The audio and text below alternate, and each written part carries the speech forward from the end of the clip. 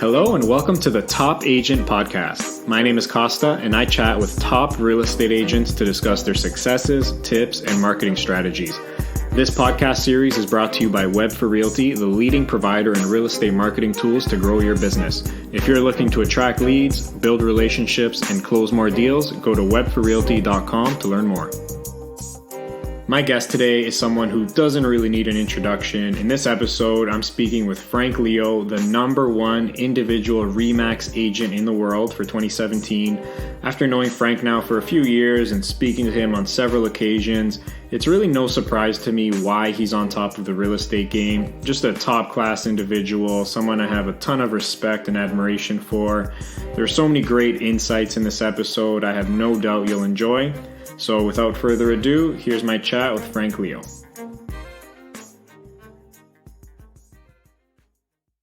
Frank, I was very excited to have you on the podcast, as you know, so thank you so much again for taking the time to speak with me today.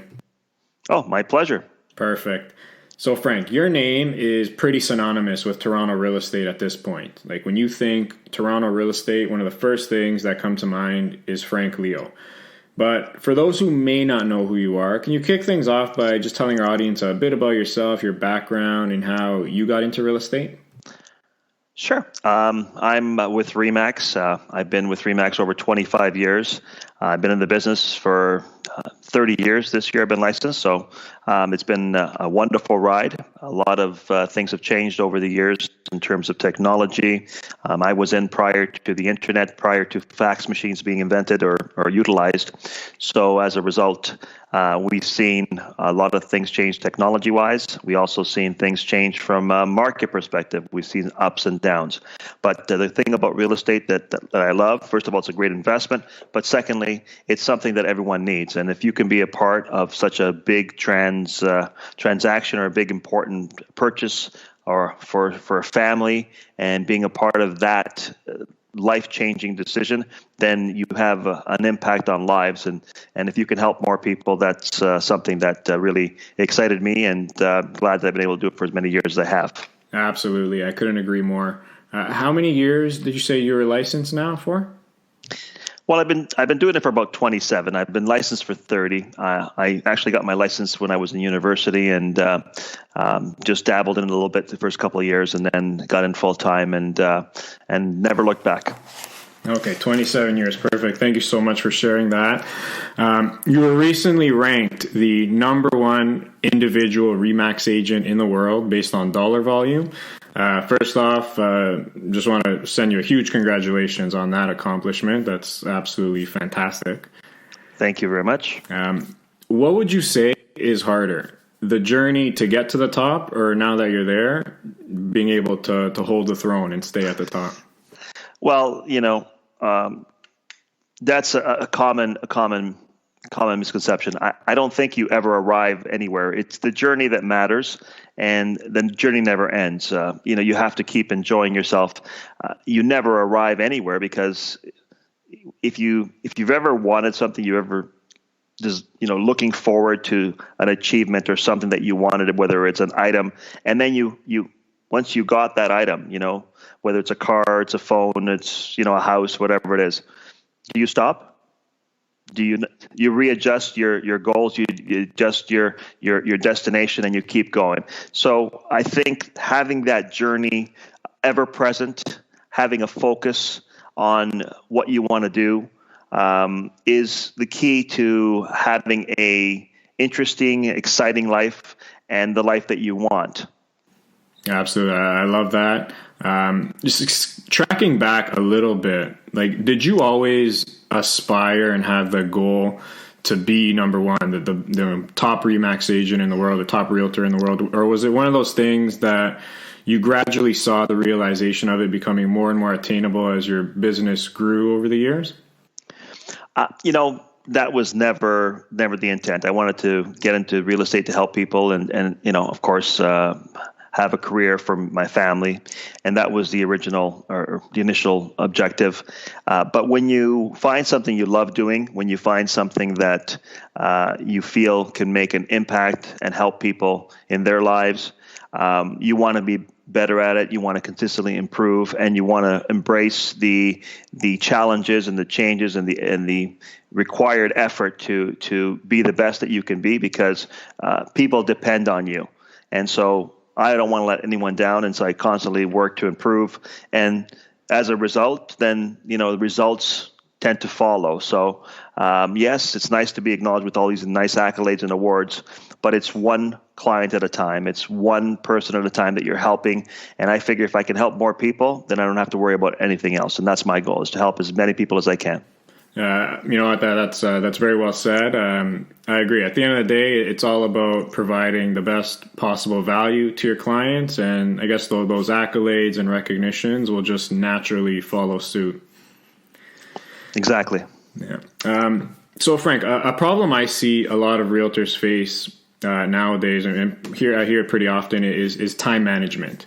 In a lot of cases, as a realtor, as you know, you don't really have a fixed schedule in your day-to-day, especially someone like yourself who manages a big team, has dozens of listings at any given time, and dealing with clients, among many, many other things. Do you have any daily rituals or routines that help plan your days a bit better and help you get started on the right foot? Absolutely. And everyone has big, lofty goals. And what you have to do is dissect them and make them more manageable. So, if you have, let's say just to simplify it all, if you wanted to sell one property, 12 properties a year, that's one a month, how much work is involved in that property?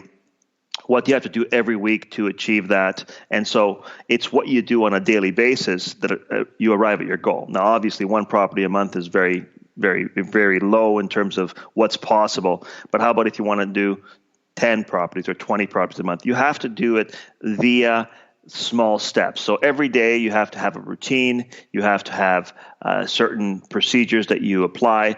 And the key to this business, I'll tell you what it is that you have to switch your mindset, that you have to constantly look at helping people achieve their goals, helping them achieve what they want to achieve. And if you do that on a daily basis, then what happens is that it takes care of itself, right? And you have to have programs in place and systems in place to respond in a timely manner, because these are very important decisions for the average person, and you want to make sure that you address them as such. Absolutely. Are there any specific apps or tools that you use to help administrate your day a bit better? Absolutely. I mean, we have our Google Calendar is something that we use. We use our phones, of course. We have different CRMs. We have Agent Office we use. We use Follow Up Boss as well to make sure that we have all the latest tools to help us in every way to keep consistent in terms of our timeliness and our responses to our clients. Perfect. Thanks for sharing those, by the way.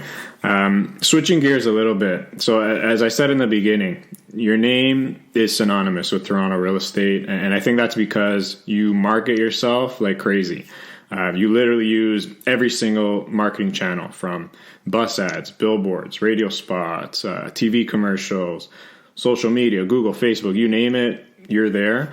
Why do you think it's important to continually use these different mediums to promote your business? Well, I mean, real estate is not selling homes actually or property. It's actually marketing property. So we are a marketing firm.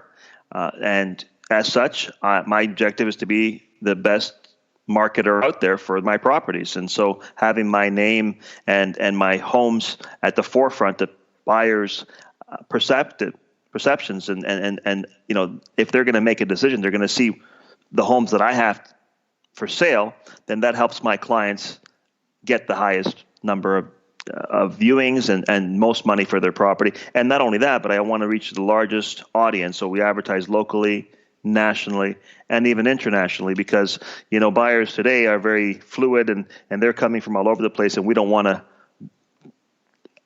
leave anyone out. We want to give everybody a chance at these properties. For sure. I like what you said there, sort of tying in mindset and describing yourself like a marketing firm. And I think that's one thing a lot of realtors, or probably no realtors, really consider themselves as that. So I think that's very interesting. With that being said, do you have a preference or just able to share which marketing strategy has worked the best for you or provided the most ROI, for example? With marketing, it all depends on the audience that you're targeting, because a younger audience may be more digitally inclined. A older audience may be more print inclined. Some people are more visual, some people are more audible. So with marketing, everything works. And so I don't like to minimize my chances, so I do everything, right? But I mean, if you had to pick one marketing method, what I recommend for the average person is to really consider what works on them. How are they influenced? What makes them get up and make a purchase or contact a company for their services? And if you can understand what motivates you, then you're able now to use the same tools and methods to contact the audience like yourself. And that's the best place to start. Yeah, that makes a lot of sense. I also think like human behavior or understanding human behavior is very important. A lot of people ask me like, what makes a good marketer?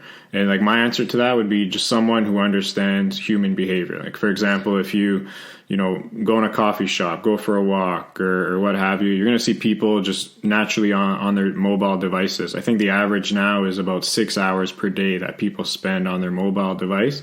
And you can just think about all the constant stream of, content and information that people are consuming continuously. So as a business or a marketer, you got to ask yourself, what can I do to sort of penetrate that and get that person's attention for at least a few seconds or a minute or whatever have you. Absolutely.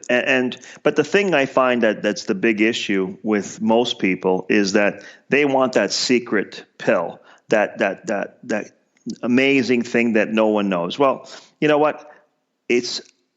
You could ask for help and get someone else to do the marketing, but you are a consumer. You yourself are a person that buys items, and you can understand yourself better than anyone else if you use the tools that have influenced you and practice what works on you. You're going to attract people like yourself. So you don't have to ask professionals or other people for that secret formula, because you have an understanding of it. And when you do, you're not going to waste money. You're going to get the best ROI because you understand how that medium works. Yeah, that makes a lot of sense. I think that's a good perspective, good way to look at it for sure. Once you master what works on you, then you can take a leap into other areas where maybe they're not your forte. And that's when you need some other advice. But get the best ROI on things that you know work on you, and you're going to make sure they work on other people, right? Yeah, that makes total sense. At the end of the day, I think, there's so many options out there for marketing. You have to try it. You're not going to know what works or doesn't work for you in your particular niche or market unless you actually do it. I think a lot of people, they just read the headlines, or like they take someone's word for it than actually doing it themselves.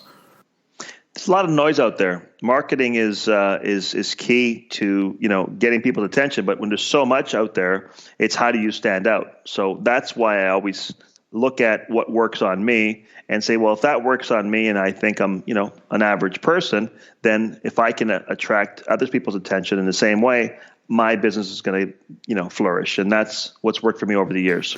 And I think another reason why that helps is because, when you have that mindset of like what works for me, I'm going to use the same thing. You attract a lead or a client that's similar to yourself, which makes your job a lot easier and smoother for most cases. Would you agree with that?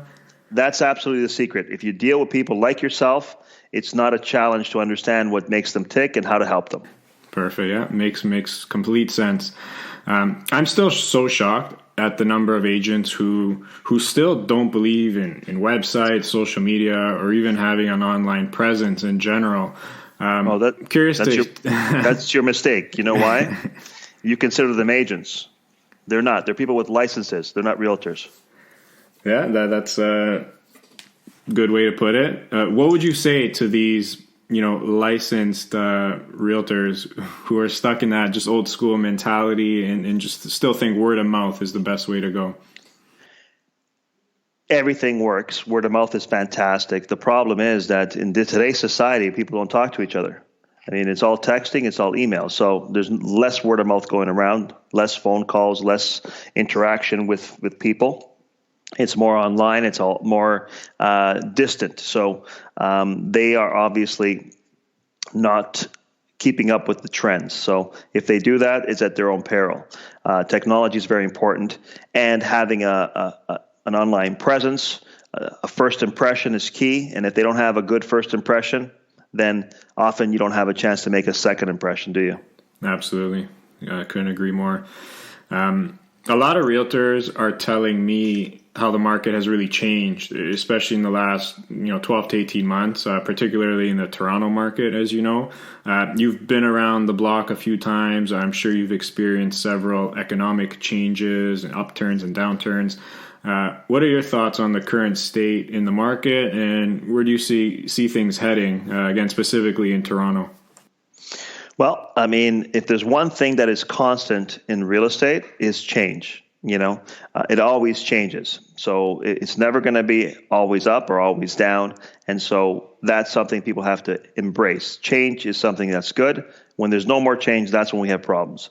That being said, the market has adjusted from last year's all-time highs in the Toronto market and have been normalized now to where things are more balanced. And that's where it should be. Last year was the aberration, not this year. Yeah, makes sense. Any thoughts on the current or the recent Supreme Court ruling on TREB that's where now TREB has to release the sold data? How do you think that's going to impact real estate agents and buyers and sellers in the market? I really don't think there's much of a change at all. I think that information was always accessible. If anybody wanted that information of what a property sold for, we would provide that for them anytime. When we discuss buying or selling, they would be provided with all the information of what's going on in the area, similar properties, so they make a very informed decision. So that really hasn't changed much. The biggest problem with information is what you do with it. And sometimes people with a little bit of information, they try to make decisions that could ultimately hurt themselves because they don't understand how to interpret that information. Yeah, I agree. I use a similar or a very basic analogy when agents ask me about that. It's like, yes, you have this information, but you still need a professional to be able to dissect and analyze it and say what it means. Just for example, they're like baking a cake. You can go online, get ingredients, learn everything you need to know about baking a cake. That doesn't mean bakeries are going to go out of business. Like, you still need that professional to know what the ingredients do and what makes sense, right? Absolutely. The other thing that people don't realize is that the information that TREB provides, Toronto Real Estate Board provides, is often not as accurate as it could be. What I mean by that is often, even when you say property sold, there's negotiations that happen after the fact because of different, items. There was a problem with the property, had to be fixed, et cetera. There's an adjustment. And so the actual sale price ends up being different than what's posted. Also, there's a home that's sold privately on the street. Do you think that information might come in handy to know if someone was buying or selling? Well, we don't have that. TREB won't post that, but that did happen, and that will affect the knowledge base for any buyer or seller. If the government truly wanted to give accurate information, the land registry system has all that information already, and so they can provide that, and that's the accurate prices that sold of any property, because that's what's registered. And so that would be an easy way to accomplish that if the government wanted. Their goal was to provide perfect information, although it's not there right now. Because when you see a home sold, you don't know the condition of the home. You don't know if there's anything else that was included in the property. Often we include furniture, we include different items or work to be done in the home. So you see a price, you don't know what else was included in that agreement. Yeah, that makes sense. That's a really good insight and a very good point for sure. Frank, switching topics again. I'm a numbers guy, so I'm very curious. You're number one in RE/MAX in the world based on dollar volume. So what kind of volume is someone looking at if they want to reach, those heights or that level? Like, are you able to share that, or if not, provide some sort of range? Oh, no. Well, it changes every year because, of course, it's all based on what everyone else is doing. I mean, if you're selling over $300 million worth of real estate, then, you're in that type of range. But that's what we're talking about. It's a consistent, selling properties, different prices, of course, but it's being able to sell a lot of homes. And what we're able to do is provide the same level of service for each home and not compromise on the kind of marketing that we're doing and the service that we're providing each individual home. And because of that, I was fortunate to be able to sell so many more. Amazing. Are you on pace this year? Or? Actually, people say the market is not as good this year. We're actually ahead of last year quite a bit. So whatever is happening out there, the one thing I look at is real estate is not optional. I think everyone needs somewhere to live, and we're here to help them find the best possible place for them to live. Nice. Congratulations. Big time stuff. I love it. Thank you. Any advice that you'd give to an agent, or maybe a new agent, or maybe another agent who's just looking to reach the next level in their business? What advice would you give to those people? Learn from people who have already done it. Don't try to reinvent the wheel. I mean, it's very important to work and do things that have been established as effective. But the first most important thing is to shift your mindset. If people don't work in that manner to try and help the consumer achieve their goals, you'll never achieve your goals. So it's not about me making more sales. It's about me helping more people achieve their goals. And if you have that mindset, not only will you do much better in terms of your business, but you're living a better life because you're helping people achieve what they want to achieve. And that's the best of all worlds. I totally agree. Like, mindset is something that, obviously gets thrown around by a lot of different people and successful people. And it's so true, but at the same time, a lot easier said than done to be able to, constantly control and work on your mind. And I think that's just an ongoing thing you got to train yourself for. But I also like the first point you made about learning from other successful people around you. Like, we're living in an age where information is in abundance, and we can easily pick up a book or read or watch a YouTube video on other successful people in your industry or what you want to do. And I think that's a really underutilized piece of advice. People aren't really studying what other people are doing. Absolutely. But I think today, one of the things that I've noticed with the younger generation, and it's not to offend in any way, but I think that the world tends to revolve around each individual person out there, as opposed to people really understanding how important a decision of this magnitude is for the consumer.